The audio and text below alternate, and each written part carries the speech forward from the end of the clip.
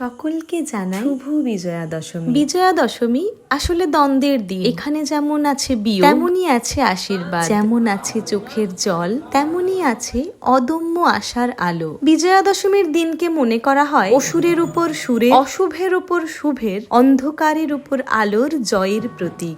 আমাদের শতাব্দী প্রাচীন মা মৃন্ময়ীর বিদায় তাই কেবল একটি সামাজিক অনুষ্ঠান নয়, এ যেন ইতিহাস বহন করা এক মহা মুহূর্ত। শতাব্দীর পর শতাব্দী ধরে প্রতিটি দশমীর প্রভাতে মাকে অঞ্জলি দিয়ে ভক্তেরা বলেন, মা আবার এসো, ঘরে ঘরে সুখ আর শান্তির আলো ছড়িয়ে দাও। বিসর্জনের জন্য গৃহ থেকে বাহির হয়, তখন চারিদিক ভরে ওঠে শঙ্খ, ঢাক, উলুধ্বনি, কাসর ঘণ্টা আর বেদনার আবেগে। মা মেয়েদের সিঁদুর খেলা এই বিদায়কে আরো শাশ্বত করে তোলে। মনে হয় বিদায় নয়, বরং মা আমাদের গৃহের অন্ন, বৈভব আর সন্তানের কল্যাণের শপথ দিয়ে যাচ্ছেন। তারপর আসে অপরাজিতা বন্ধনের শুভক্ষণ। মা মৃন্ময়ী হয়তো আচারে অনুষ্ঠানে বিদায় নেন, কিন্তু তার শক্তি থেকে যায় এই বন্ধনে, আমাদের পরিবারে, সমাজে এবং আমাদের রক্তে। তাই বিজয়া দশমীর এই মহিমা যেন প্রতি বছর আমাদের শিখিয়ে যায়, বিদায় মানে